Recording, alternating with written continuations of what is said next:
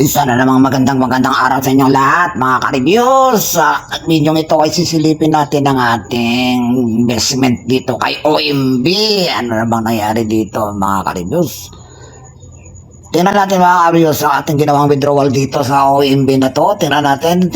Ayan mga ka-reviews, nakikita ninyo mga ka-reviews. Puro processing na mga ka-reviews. Isang beses na tayo nakapag-withdraw dito. Talaga nga naman. Malang tayo bawi ng punan mga ka-reviews. Ayan natin na yung mga ka-reviews. Isang beses lang tayo nakapag-withdraw dito tapos wala na. Ayan na mga ka-reviews. 1, 2, 3, 4. 4 na araw na puro processing mga ka-reviews ang ating withdrawal dito. Talagang sama-sama naman ang mga tao na to. Walang ginawa kundi manloko. Ayan mga ka-reviews ha. Yan ang sinasabi ko sa inyo na walang assurance sa pag-join dito o pagsasali sa mga ganitong klaseng investment mga ka-reviews. Kaya kayo ingat-ingat lang. Meron pa silang isinunod dito mga ka-reviews. Tingnan natin mga ka-reviews. Meron pa silang isinunod dito mga ka-reviews na pareho lang din. Na-scam din mga ka-reviews. Ito mga ka-reviews. Tingnan ninyo mga ka-reviews. Ayan. Tingnan ninyo mga ka-reviews. Nag-withdraw tayo rito. Ayan o mga ka-reviews. Isang beses na tayo nakapag-withdraw dito mga ka-reviews. At hindi na rin nasundan. Ayan mga ka-reviews. Tingnan ninyo. October 26, ano na ngayon mga ka-reviews? October 27 na yata mga ka-reviews. Tingnan nga natin. Ayun, 26 na. Ano oras to? October 26 alas 7. Alas 7 mga ka-reviews, alas 7. Hanggang ngayon mga ka-reviews ay hindi pa rin. Kanina alas 7 ng umaga, try tayo mag-withdraw for the second withdrawal natin mga ka-reviews. 142, hindi pa rin na-approve ito mga ka-reviews. Kaya malamang itong si DCCP mga ka-reviews ay alam na, talaga nga naman Kaya kung kayo nagbabalak sumali sa ganitong investment mga ka-reviews, iwas-iwasan nyo na ito. Kung sino-sino man magpo-promote dyan ng DCCP at OMB, tigil-tigilan nyo na dahil yan ay scam. Hindi na po nakakapag-withdraw diyan mga ka-reviews.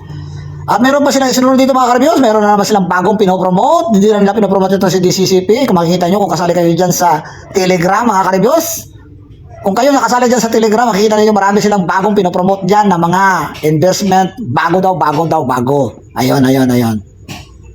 Malamang mga ka-reviews, alam na. Kaya huwag kayo basta-basta papatol sa mga gano'n. Ayun mga ka-reviews, tingnan ninyo. Ako sinapunan ko lang naman ito mga ka-reviews para ipakita ko sa inyo kung talagang legit. Pag legit, ito tayo. Ngayon, pag ganito nangyari, okay lang mga ka-reviews. At least ako, nawarningan ko kayo na hanggang sa ngayon mga ka-reviews, itong dalawang platform na to ay hindi na makakapag-withdraw mga ka-reviews. Kaya, ingat-ingat lang sa inyong pag-invest mga ka-reviews. Ingat-ingat lang sa pagsasali ninyo sa mga kung ano-ano mga platform dyan, na mga investment ko Lalo na itong mga ganitong klaseng investment mga ka-reviews. Tingnan nyo ganitong klaseng style mga ka-reviews. Ayan mga ka-reviews order. Ayan. May kasamang 1,000 na bonus. May daily earnings na 11 pesos na bonus kasabay ng inyong investment. Ayan. Ganyang klaseng tema ng kanilang mga racket mga ka-reviews. Para maguyo yung mga investors, yung mga risk takers dyan. Kaya pag napapansin niyo mga ganitong tema, mga ganitong klase ng mga investment platform, makikita niyo, mahalata niyo naman yan. Ilang beses na yung puro ganito, may mga pabonus na 50 pesos, may pabonus na 30 pesos, tapos mayroon pang, may mga sign-up bonus pa na ganito, may 10 piso, may 11 pesos, daily, bonus, yan mga ka-reviews. Kaya ingat-ingat lang mga ka-reviews ha. Ingat-ingat lang kayo. Tayo ay nasampulan na rin dito ng dalawang platform na ito mga ka-reviews. At doon sa isang platform na ino-endorse nila mga ka-reviews, mga isang araw pa rin siguro, kahapon lang nagsimula, isang araw, ay nasa sa inyo mga ka-reviews, pero bisitahin nyo kung gusto nyo. Pero ako, hindi na ako pasali doon mga ka-reviews. Doon sa mga na kumukuha ng link sa Telegram, mag-ingat-ingat kayo dyan sa mga ganyang klase na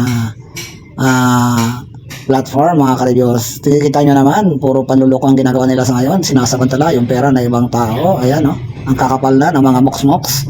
Okay mga ka-reviews, ingat-ingat lang kayo sa inyo pag-invest.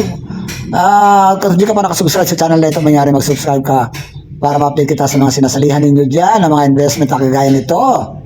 At maraming salamat sa pag-subscribe sa channel na ito. Maraming salamat at God bless ninyo lahat.